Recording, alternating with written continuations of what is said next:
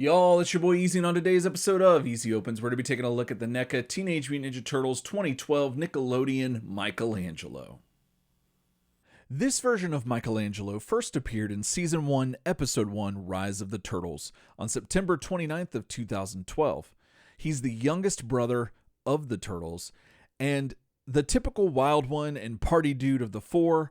He has the ability to fight without thinking, and has a knack for being unpredictable. He's the cook for the family in this iteration. He loves animals and fears squirrels, and he is the only turtle in this series, of the four at least, who is left-handed. And so the box art looks fantastic, as per usual with Neca, but we're not here to talk about that. Let's go ahead and get this figure free from its plastic prison and see what we think about Michelangelo. All right, y'all, fresh out the box, this thing looks great. I am very happy with this. He looks just like he walked off the screen, and at least from what I remember from that series. And yeah, Neca did a great job here. I am very happy with this. Just first thoughts are that, well, one, he looks amazing, feels great, and the detail here is insane. Like all of the detail in the back of the shell, and then the front of the shell, and then the leather strap, and then the pads on the knee and elbow and the wraps, they all look amazing sculpt-wise, but then also paint-wise. Like the more I'm looking at this, like I'm seeing more and more things be accentuated, like they're complementing one another. And I'm sure I've said that in my other reviews of these turtles, but yeah, they just look so good, and they did a fantastic job with this series. Just my first thoughts. I generally do prefer the pupilless eyes, but they nailed the look of the sweet smile with the pupilled eyes. It has so much character and life in it that it's just awesome. And it's super cute, and I really like it, but probably going to switch that out for the pupilless one. But still, like, I still really dig the pupilled eyes here. And then there's like this really cool texture thing, but you can't really feel it at all. But you can see it, and it's like kind of like spotty, like almost like there's like sand in the paint that just comes through in color alone, like it's speckled, I guess is the way to say that.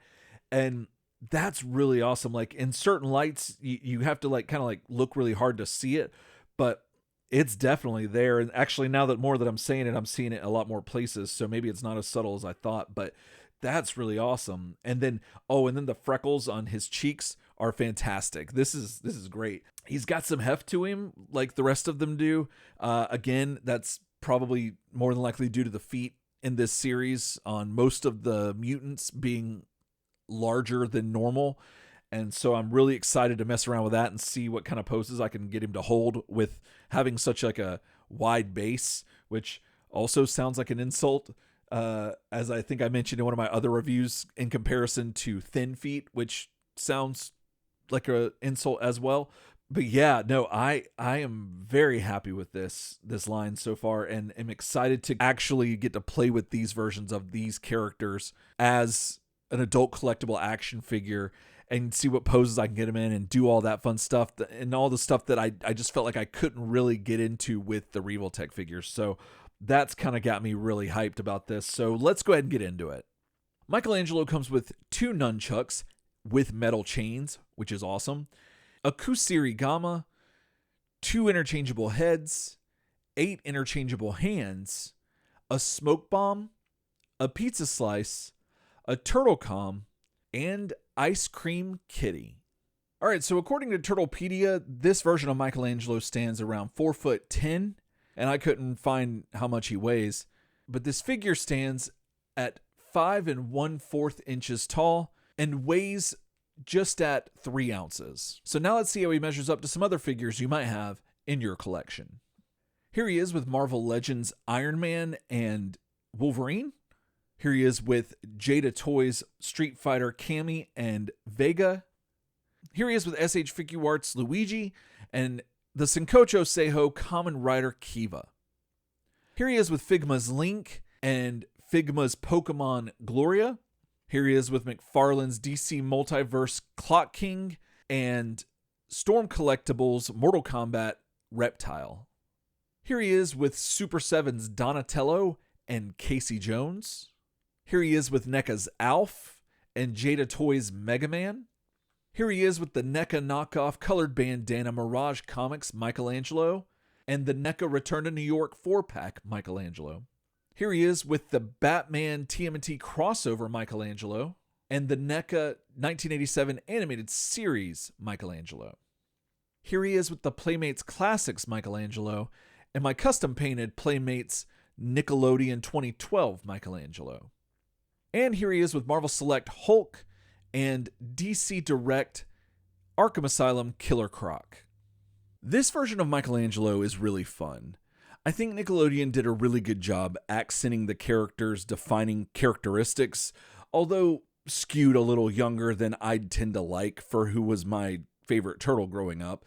It did allow for me to develop more of an appreciation for Leonardo in this series, so I guess that's kind of like a backhanded compliment. But still, I think the balance of all four turtles was on point despite them being very dynamic. And this Mikey is a little too on the younger side for me, but I still like and appreciate the character and the dynamic that works with all of the four turtles together. All that being said, I think NECA did an amazing job bringing this figure to life. He looks just like he does in the cartoon, and you can't ask for much more than that. The paint and sculpt and detail is awesome. Now, I will say this across the board, most of the figures based on these characters from any line are going to benefit from the character design in ways that like just really lends itself to subtle accents that make the figure pop. For instance, all of the scuffs and the bandages, the wear and tear on the elbow pads and knee pads, and then the texture on the belts, and then the texture on the shells and some of the damage on the shell, all of that, and then the paint that is used to accent that really just makes these figures pop and come to life. And especially here with these NECA ones, but like even the Playmates ones were really good at that too. So the character designs themselves go a long way doing a lot of the work. It's just having NECA do a really good job of replicating it, you know, in a adult collectible action figure level is really awesome because they did a great job. And in saying all that, you're going to be posing these figures and then you're going to put them in a certain pose, or it's going to catch the light in a certain way and you're going to be like, oh, that's cool. I didn't see that before. I didn't notice that mark or that detail or whatever. And I absolutely love that about this line. And that has totally been my experience. I really love the freckles in Michelangelo's like skin. They're kind of subtle, so yours might vary based on figure to figure, but you can definitely see it on his legs. On mine, they're a little bit more prominent. And then he's got the freckles on his cheeks, which are really cool, and I really love that. What's great about their design and how NECA implemented all of it is that it's got the animated look to it, definitely, but it's also got an anime look to it, as well as a comic look to it, potentially. And those three things combined really help to allow these figures to work with other action figure lines from video games, anime, cartoons, whatever the case may be. They work really well with the Mirage Comics line. They work really well with Marvel Legends.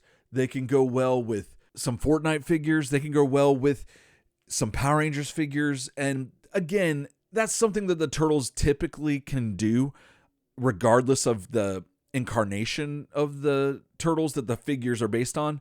However, these tend to go with a wide array of action figure lines, and I absolutely love that and had a ton of fun mixing and matching different shots and different characters with them. And I know that that's inherent to the characters themselves, but I don't know, it's just something that I like to accentuate and talk about and bring up because that's a lot of the fun for me with action figures. And so I really like that about this line, and especially Michelangelo, being that he is a little bit shorter, so he can work with a lot of things. So he's kind of in scale with a lot more things, being that he is shorter. Now, as far as playability and like articulation, he's a ton of fun to pose. He's got great articulation, a lot of the standard adult collectible articulation we've come to expect from Neca and other lines that put out adult collectibles. Double jointed knees and elbows. He's got hidden articulation in his shell. And then again, I'm going to say this on all of my turtle reviews, the MVP for me for these figures is the ankle rocker and the giant foot. It just allows them to hold so many cool poses and makes it to where you don't have to use figure stands. And it just takes a lot of the hassle out of posing figures when they have such a wide base to work with. And then they've got that full range of the ankle that just works really well. And I'm a huge fan of that. So moving on to the accessories, the hands are really cool. However, I had some issues with the hands. I don't know. They didn't feel as they feel like they didn't work the way that they were intended or should have, or I feel like there was something lacking in the hand department that kept me from switching hands out very often. And not to mention the other accessories, the pizza, the turtle com, and the smoke bomb. I mean, I just don't really have a lot of use for them in a lot of the shots that I was doing. I'm glad they're included. That's cool because somebody else might have that for something they're trying to do. I don't know, especially for like the smoke bomb. I don't know, maybe because there's a part of me that wants to say that the hands should have had the smoke bomb in it, but then again, that limits what the hand can do potentially. So I don't know, and it could just be me getting older and smaller parts frustrate me because you could lose them and drop them or whatever. I'm not entirely sure, but regardless, that was just my experience. But the nunchucks are great. And the chain, the metal chain, that's awesome. Big fan of that. The way that they can pop off the top part where the chain is attached is really cool. So you can slide it into the holsters that he has on his sides of his shell, on his belt, which is really awesome because a lot of times some Michelangelo figures and some Raphael figures don't include things for their weapons. You just kind of have to slide them in that little slot there that's just kind of not really descript, but here they're designed for that and work really well. So I'm a big fan of that. At the end of this review, I started to realize, okay, I needed to take some more pictures of the other accessories, and I realized I hadn't used the Kusarigama, and so I switched it out, and I just developed a huge appreciation for this weapon, especially with Michelangelo. And yeah, this is now becoming probably my default for Michelangelo. Like, this is going to be the weapon that I have him with. And I'm not sure if that's because, like, again, you can't really get a static pose with the nunchucks. Like, you might be able to get him to hold them, like, in a certain, stretched way. But, like, this doesn't have the spinning nunchuck effect, which I think all Michelangelo figures should have. I don't know, something about the longer chain it just looks a lot more dynamic and cool. And I don't know, it just really helped me to appreciate this figure and enjoy my time with it and the way I have it posed and everything like that. My overall enjoyment of this figure was elevated by the Kusarigama and how they designed it and how the metal chain works with it and how long it is. Yeah, and it's kind of like totally changed my mind on that weapon. Not that I had a bad opinion about it, but that's kind of making it going to be my default weapon for Michelangelo's going forward when they include it. The other awesome thing is Ice Cream Kitty. Ice Cream Kitty is fantastic. I love a pack-in figure, especially when they paint it and it's designed to be like an actual character and not just like a solid piece of plastic that's got detail but no paint really.